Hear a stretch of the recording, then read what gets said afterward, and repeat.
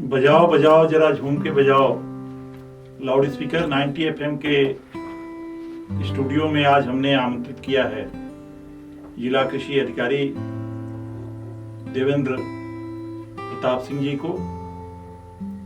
देवेंद्र प्रताप सिंह जी यहाँ गोरखपुर में 2021 से कार्यरत हैं और प्रदेश के विभिन्न जिलों में आपका कार्य करने का एक लंबा अनुभव है। आप इसके पूर्व पीलीभीत में भी तैनात रहे हैं। आप जानते हैं कि हम किसानों के लिए कृषि श्रृंखला में किसी अधिकारी को, प्रगतिशील किसान को और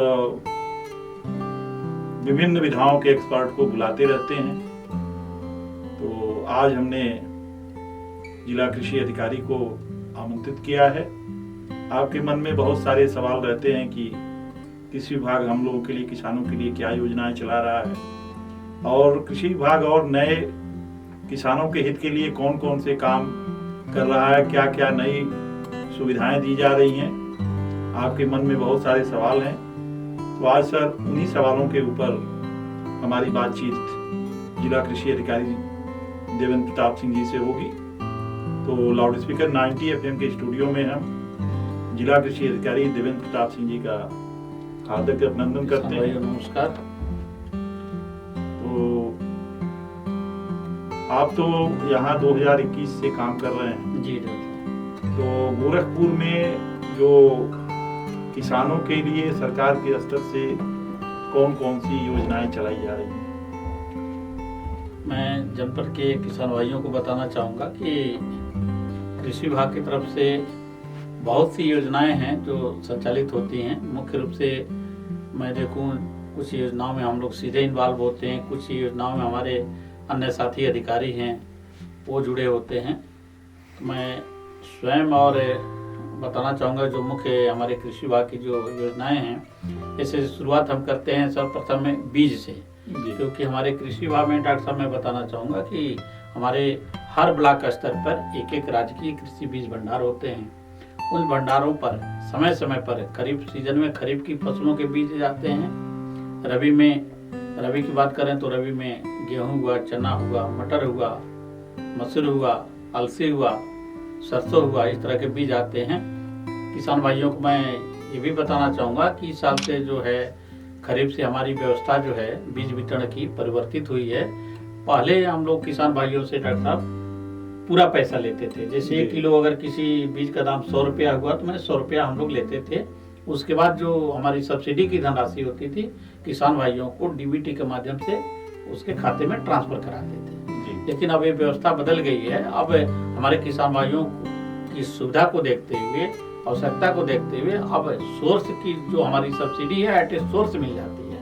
यानी उनको अगर 100 रुपये का बीज है और 50% छूट है तो उनको 85 रुपया देना पड़ता है और 50 रुपया में वो 100 रुपया का सामान अपना बीज ले लेते हैं। तो सब्सिडी तुरंत एट ए सोर्स, यानी गोदाम पर जाएंगे, आप अंगूठा पीओएस मशीन पर लगाएंगे और तुरंत आपको सब्सिडी का धनराशि वहीं छूट मिल जाएगी और अपना बीज आप प्राप्त कर सकते हैं। तो ये सारी हर प्रकार के बीज जो हमारे कृषि बीज भंडारों पे मंगाए जाते हैं उस पर ये व्यवस्था इस हिसाब से कर दी गई है। हमारे किसान भाई इसका लाभ ले सकते हैं। मैं एक और बताना चाहूँगा कि हमारे गोदामों पर जो जिप्सम की भी समय समय पर आपूर्ति होती है। विशेष रूप से जिप्सम हमारी दलहनी फसलों के लिए बहुत ही महत्वपूर्ण होता है। इसका प्रयोग करना चाहिए किसान भाइयों को। कम से कम 2 बोरी ही सही 1 एकड़ में 1 साल में एक बार ही कम से कम करें, जरूर करें। यह भी जिप्सम हमारी जो है 75% छूट पर डॉक्टर साहब। अच्छा, 75% जी। और एक तत्काल है, वो भी व्यवस्था इसमें भी आ गई कि एट ए सोर्स सब्सिडी आपको तुरंत मिल जाएगी। तो समय समय पर हमारे गोदामों पर जिप्सम भी आते हैं। किसान भाई हमारे गोदाम से इसका भी लाभ ले सकते हैं। फिर अन्य योजनाओं की अगर हम बात करते हैं, ये तो हुई हमारी वो योजनाएं जो हमारे ब्लॉक स्तर पे हमारे गोदाम है, वहाँ से तुरंत हमारे किसान भाई लाभ ले सकते हैं। कुछ योजनाएं जैसे हम प्रधानमंत्री किसान सम्मान निधि योजना की बात करें, जिसको पीएम किसान हमारे किसान भाई कहते हैं। इसमें साल भर पर हर 4 माह में 2000 रुपये, यानी 1 साल में 6000 रुपये कृषक भाइयों के खाते में जाता है। इसका भी लाभ लगभग हमारे जनपद में 5,29,000 लोगों को इसका भी लाभ लगभग कम से कम एक किस्त किसान हमारे भाई जरूर लाभ पाए हुए हैं।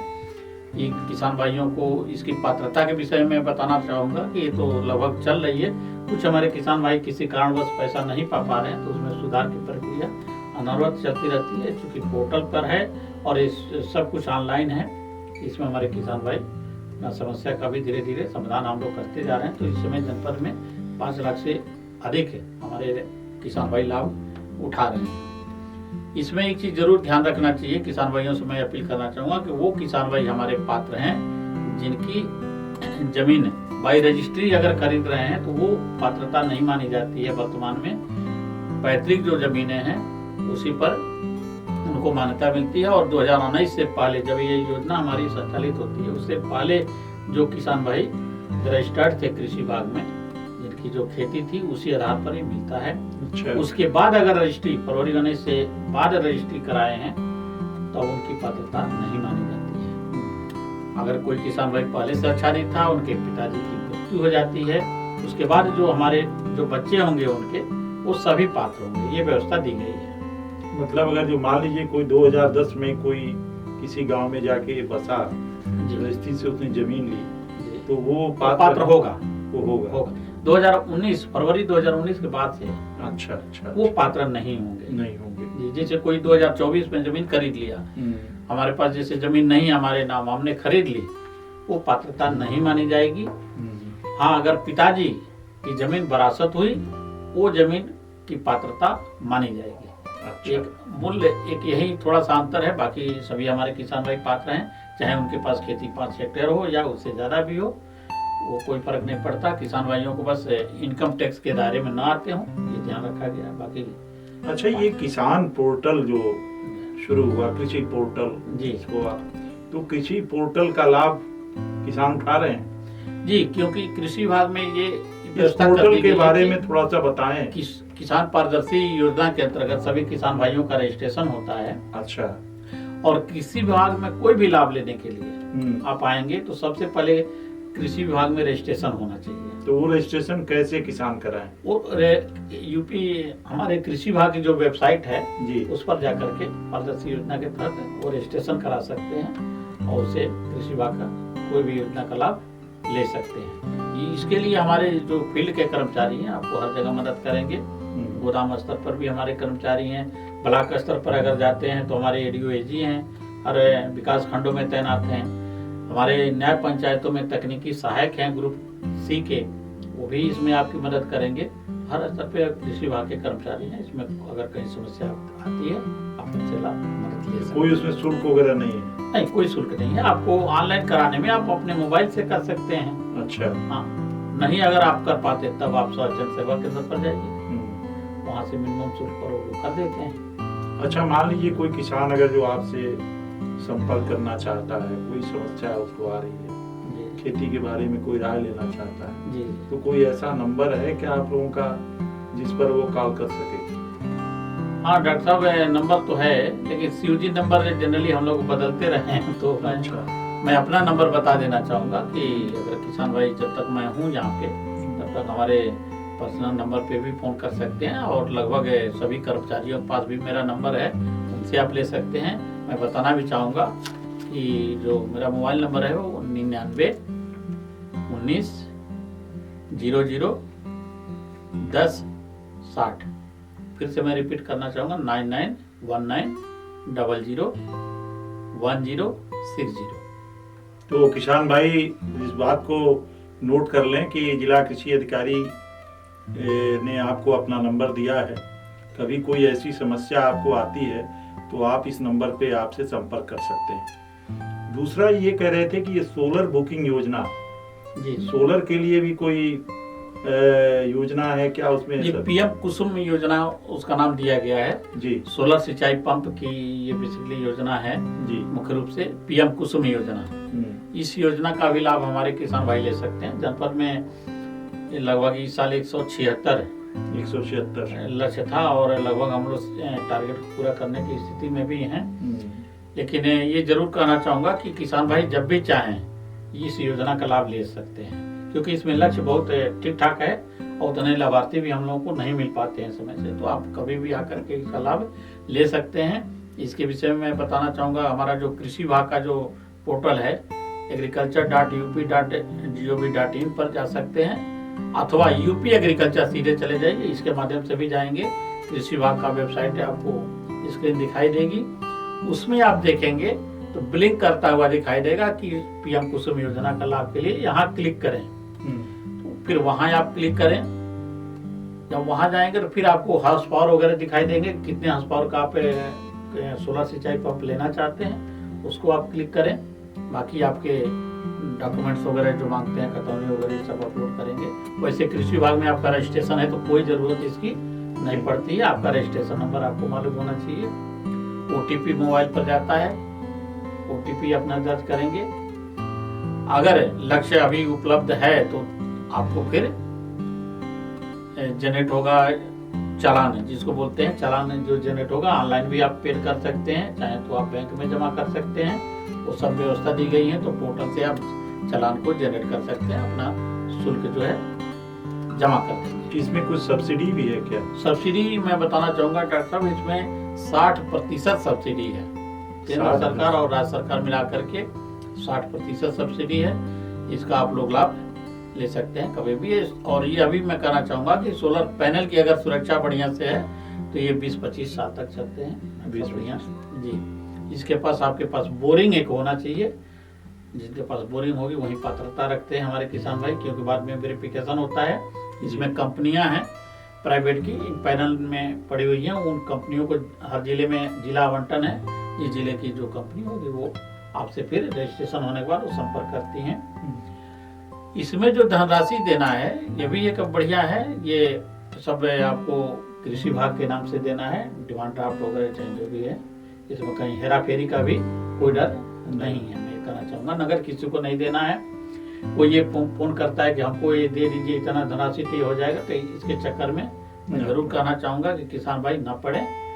ये पूरी तरह से पोर्टल पे व्यवस्था है, आपको चालान पैसा जमा करेंगे और ये ड्राफ्ट या चाहे जिससे भी आपको जो 40% आपकी धनराशि है वो कंपनी के नाम बनती है। तो वो ड्राफ्ट जो बनवाते हैं कंपनी का नाम वो भी पड़ी रहती है हमारे कृषि विभाग के डिप्टी डायरेक्टर ऑफिस में रहती है। जब आपके वहाँ सोलर सिंचाई पंप लग जाता है तब फिर वो पैसा कंपनी को दिया जाता है, क्योंकि इसमें वेरिफिकेशन भी करा लेते हैं हम लोग सेफ्टी के लिए, कि जब हमारे कर्मचारी वेरीफाई कर लेते हैं कि किसान के वहाँ लग गया, सिंचाई पंप चालू है, चालू हालत में भी देख लिया जाता है, तब उनको उनका पैसा कंपनी को जाता है। तो इसमें कहीं रिस्क भी नहीं है किसान भाइयों को, इसको आगे आके आप लाभ ले सकते हैं। मुख्य रूप से डीजल की बचत आप कर सकते हैं जो समय से उपलब्ध है। इधर बीच में अभी गेहूं का सीजन चल रहा है, कुछ फर्टिलाइजर का संकट था।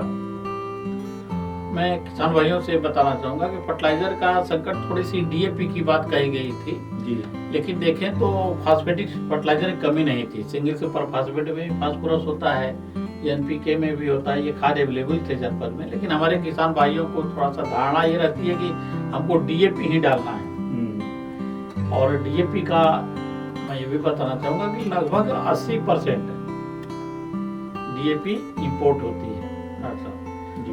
तो इंपोर्ट में थोड़ी सी डिले कहें, इसके जो विदेश में जो युद्ध की स्थिति बनी हुई है इंटरनेशनल लेवल पे, उसका भी प्रभाव रहा कि आयात में थोड़ा सा डिले हुआ। इस वजह से, नहीं तो कोई कमी नहीं थी हमारे पास। बुआई के साथ, समय के साथ मैं ये भी दावा करना चाहूंगा कि 3-4 दिसंबर आते तो हमारे पास सफिशिएंट मात्रा में डीएपी आ गई थी, उपलब्धता सुनिश्चित थी। और यूरिया की हमारे पास उपलब्धता समुचित है। अब तो यूरिया की भी डिमांड धीरे धीरे कम हो रही है डॉक्टर साहब, और बहुत अच्छी यूरिया की अवेलेबिलिटी रही। किसान भाइयों को कोई यूरिया की हम लोगों ने कोई दिक्कत नहीं। जिले में इस बार गेहूं उत्पादन का क्या आप लोग इस बार? हाँ डॉक्टर साहब, चल रहा है। मैं ये कहना चाहूँगा कि लास्ट ईयर जो है 44 कुंटल प्रति हेक्टेयर से भी अच्छी उत्पादकता, ज्यादा उत्पादकता गोरखपुर की रही है जी। और गोरखपुर में रबी के सीजन में मुख्य रूप से गेहूं ही मुख्य फसल है। इस साल अभी तक फसल की आकलन की बात करें तो सबसे अच्छा, बहुत अच्छा चल रहा है। इससे ऊपर ही जाना है उत्पादन को। 45 के आसपास हमारी अनुमान है जो है ये उत्पादकता हम लोगों को प्राप्त कर लेनी चाहिए। अभी तक फसलों में कोई दिक्कत नहीं है। फसल की बुआई का क्षेत्रफल भी बढ़ा है। बुआई का क्षेत्रफल तो लगभग 1 लाख जो है 75,000 के करीब है जी। 76,000 है। थोड़ा सा बढ़ा है पिछले साल की अपेक्षा कहे तो पिछले साल 1,71,000 के करीब था जी। इस साल 1,76,000 के करीब है। बाकी अन्य फसलें हैं, हमारी सब्जी की फसलें हैं।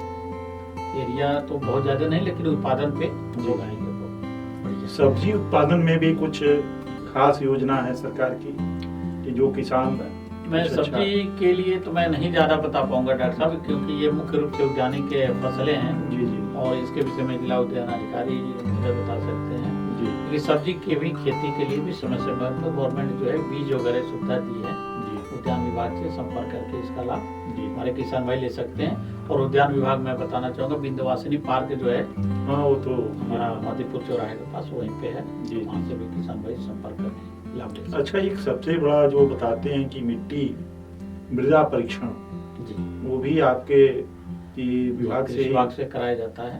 तो उसके लिए अगर जो मान लीजिए किसी किसान को अपनी मिट्टी की जांच करानी है जी, तो उसको कहाँ कांटेक्ट करें? देखिए डॉक्टर साहब, इसके विषय में बताना चाहूंगा कि मृदा जो परीक्षण है सरकार कई राउंड 2-3 राउंड पहले कराई। धीरे धीरे अब सरकार ने ये व्यवस्था दे रखी है हम लोगों को कि अब हर साल 10-10 ग्राम पंचायतें चयनित होती हैं एक ब्लॉक से। जी जैसे मान लीजिए कैंपियर का विकास खंड है हमारा, तो वहाँ से 10 ग्राम सेलेक्ट हुए और वहाँ पे हमारे कर्मचारी नामित होते हैं, जो भी क्षेत्रीय कर्मचारी है, और वहाँ से वो 100 नमूना एक ग्राम पंचायतों से उठाते हैं। तो कुछ किसान भाई यानी 100 हमारे नमूना लिया गया, 100 प्लाट से लिया गया, तो उस पूरे ग्राम पंचायत का आकलन किया जाता है और उन किसान भाइयों को जिनके वहाँ से नमूना लिया गया उनको मृदा स्वास्थ्य कार्ड भी अवेलेबल कराया जाता है, निःशुल्क कराया जाता है।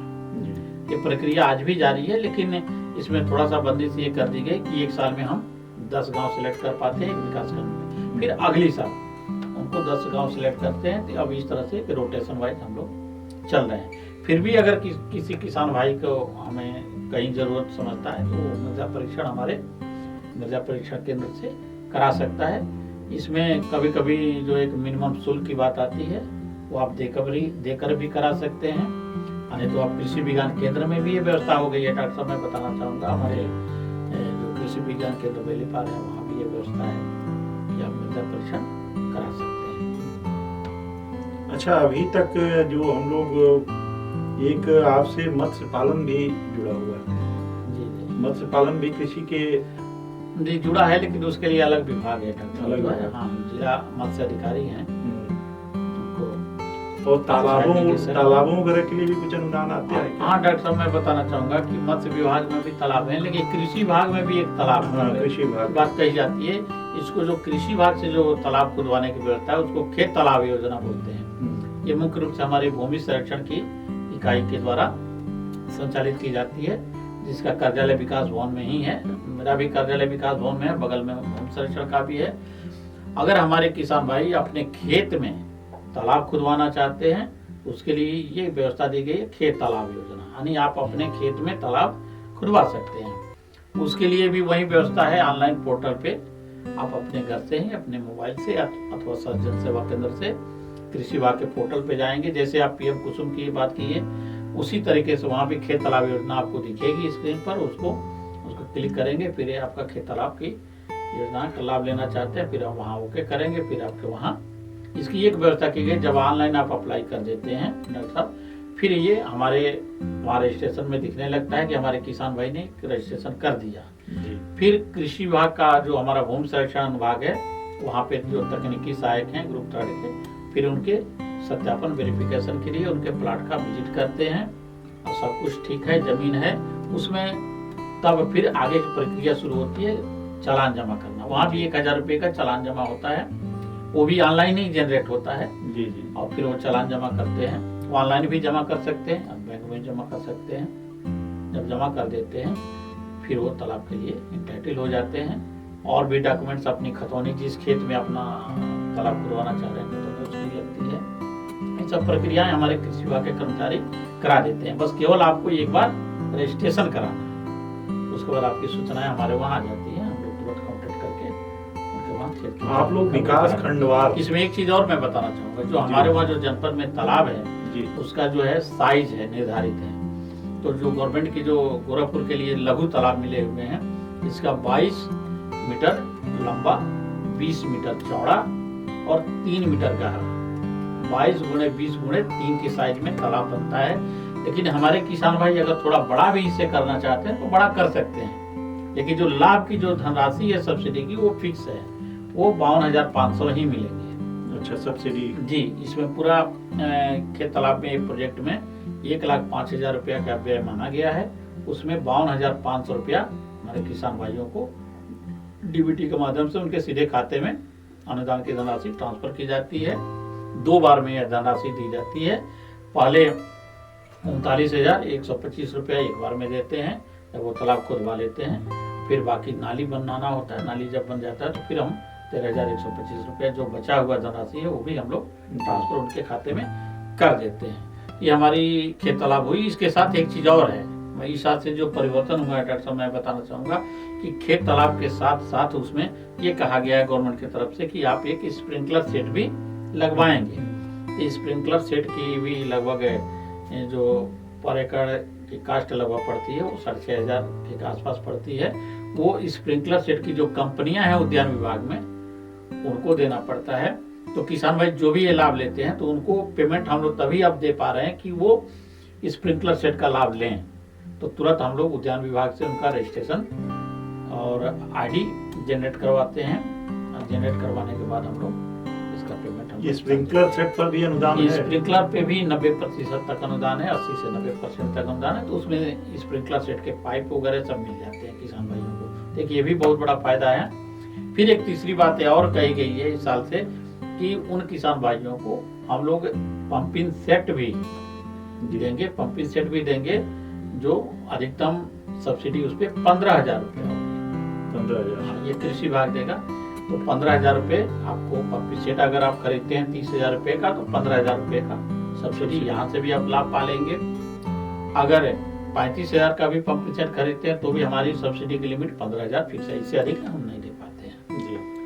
तो ये हमारी खेत तालाब योजना है जिसमें 3 कंपोनेंट अब जुड़ गए हैं। खेत तालाब खुदवाएंगे, स्प्रिंकलर सेट लेंगे और ये हमारी आप चाहते हैं तो पंपिंग सेट भी लेंगे। एक ये कह रहा था कि आप लोग तो अपने हिसाब से सारे विकास खंडों के क्राइटेरिया बनाते होंगे कि जिले में जितने विकास खंड हैं उसमें खेती के मामले में सबसे बेहतर विकास खंड कौन, किसका प्रदर्शन? देखिए धान गेहूं की बात करें डॉक्टर साहब, हमारे लगभग सभी जिले सभी विकास खंड अच्छे हैं। लेकिन मैं धान के मामले में जब देखता हूँ सबसे अच्छा हमको बड़ा भटाट का ब्लॉक जो है और पिपराइच का एरिया लगता है, क्योंकि यहाँ समतल भूमि भी है और यहाँ कभी मतलब यूँ कहें कि नुकसान होने के चांसेस नहीं के बराबर होते हैं। सूखा हो तो भी यहाँ की फसलें हो जाती हैं क्योंकि समतल एरिया होने के चलते सिंचाई के साधन भी है, नाले भी हैं। दक्षिण में थोड़ा सा कहें गोला बड़ागंज के आसपास कहें तो उधर थोड़ा नदी का किनारा पड़ता है, तो थोड़ा सा सरयू नदी की वजह से बाढ़ से प्रभावित होते हैं। तो खरीफ की फसलें जो है थोड़ी सी प्रभावित होती हैं। बाकी गेहूँ की फसल की बात करें तो पूरे जनपद में बहुत अच्छी होती है। गन्ना उत्पादन की क्या स्थिति है जिले में? डॉक्टर साहब गन्ना का हमको लगता है कि सरदार नगर और चोरी चौरा यही बेल्ट होगी कि पूरे जिले में? गन्ना की स्थिति कहें तो गन्ना के लिए तो अलग गन्ना विभाग भी है, जिला गन्ना अधिकारी भी नियुक्त है यहाँ पे। लेकिन जब से सरदार नगर चीनी मिल धीरे धीरे बंद हो जाने की वजह से गन्ना किसान भाइयों का गन्ना के प्रति मोह जो है बहुत कम हो गया है। हम लोग खुद प्रयास करते हैं, हम लोग खुद इच्छा रहती है कि डाइवर्सिटी होनी चाहिए। केवल हम लोग गेहूं की खेती करते हैं वो अच्छा नहीं है, कमर्शियल क्रॉप के रूप में। कल तो हमारे पास एक आए थे कि पाली हाउस का भी काम चल रहा है, खेती बहुत एडवांस हो गई।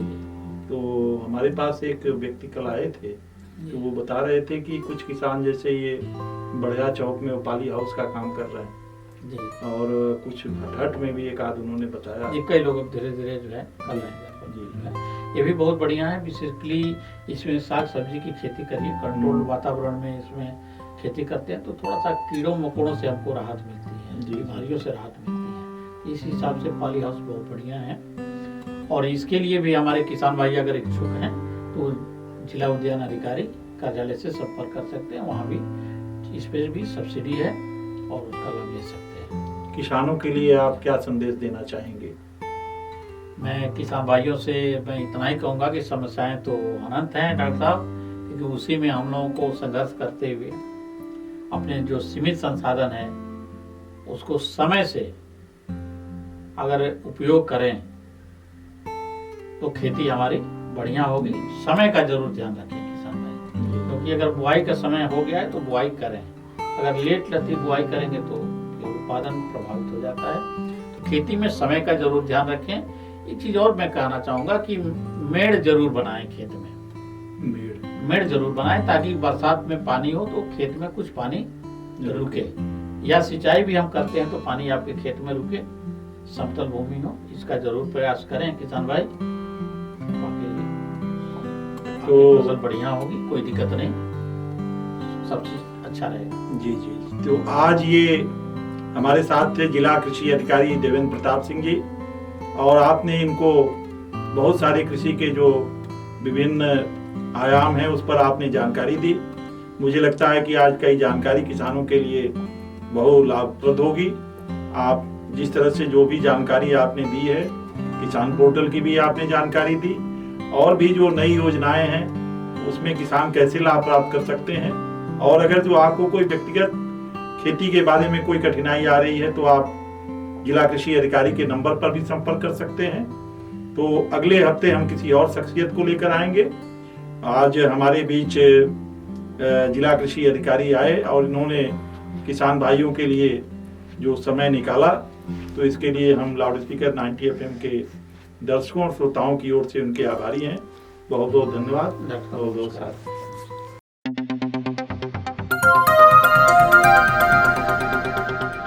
बजाओ जरा झूम के बजाओ, बजाओ बजाओ जरा झूम के बजाओ।